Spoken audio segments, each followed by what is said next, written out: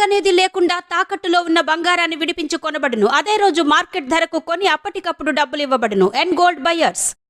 Hi friends, welcome to my channel. Gun చేతికి ఇవ్వడంతో మహాదేవయ్యని shoot చేయబోయిన Rudra మహాదేవయ్యని కాపాడబోయి gun షూట్కి గురై సీరియస్ కండిషన్లో సత్య.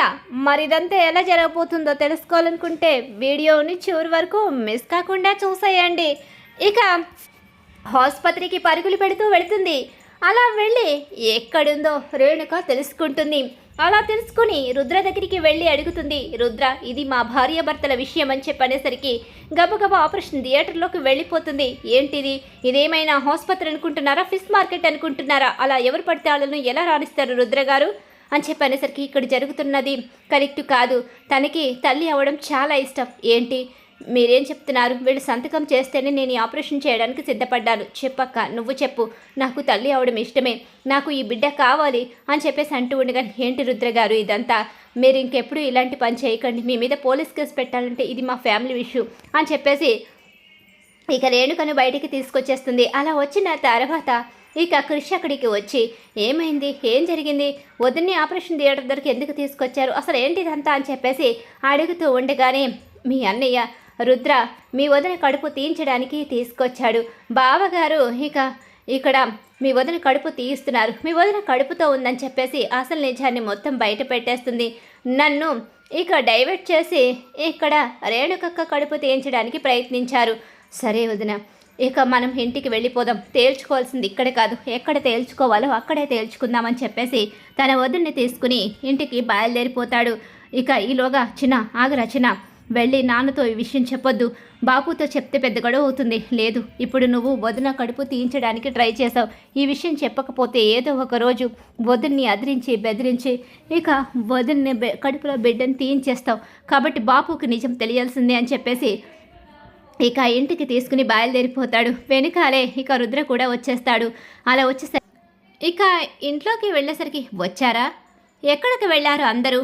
ఇంట్లో వాళ్ళు ఉన్నామో లేమో, లేకపోతే ఇంట్లో వాళ్ళ మాట లెక్క లేకుండా ఉన్నారో, అసలు ఏం జరుగుతుంది?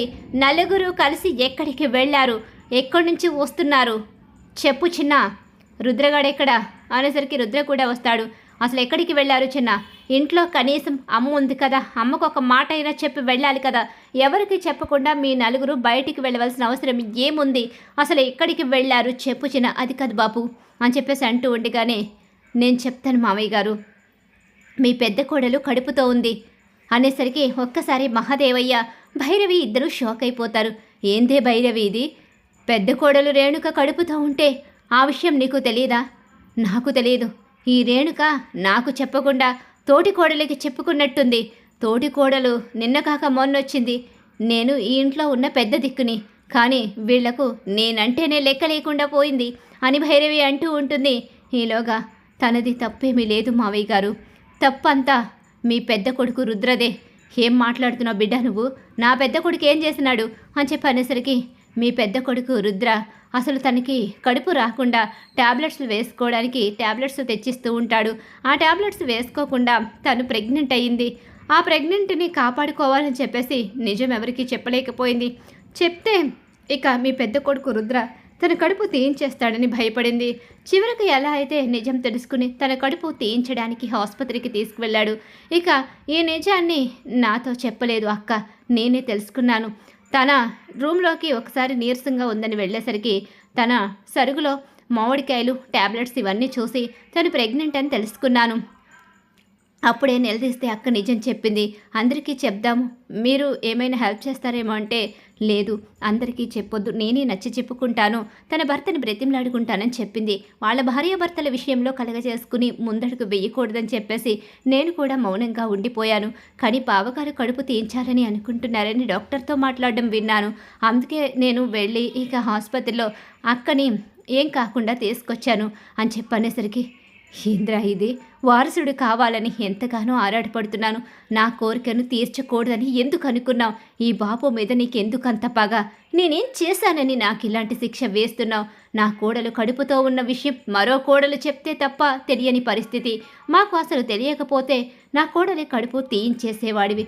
ఎందుకు ఈ వంశంలో వారసుడిగా పుట్టావు? మహాదేవయ్యకు పెద్ద కొడుకుగా ఈ ఇంట్లో ఇక పెద్దవాడిగా పుట్టి ఎందుకు ఇలాంటి పొరపాటు చేయాలనుకున్నావు? ఏంటి అసలు ఇదంతా? నా మాట అంటే లెక్క లేదా? నేనంటే విలువ లేదా? అసలు గౌరవమే లేదా? ఎందుకు ఇది చేసావు? భయపడుతున్నట్టు, నా కోసం ఆరాటపడుతున్నట్టు. మరి ఎందుకు నటించావు?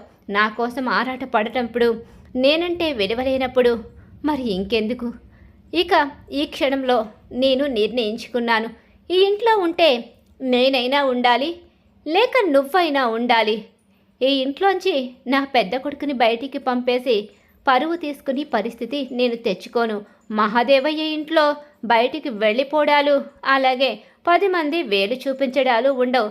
చావో బ్రతుకో రెండిట్లో ఏదో ఒక్కటి మాత్రమే ఉంటుంది అని చెప్పేసి గబగబా పైకి వెళ్తాడు.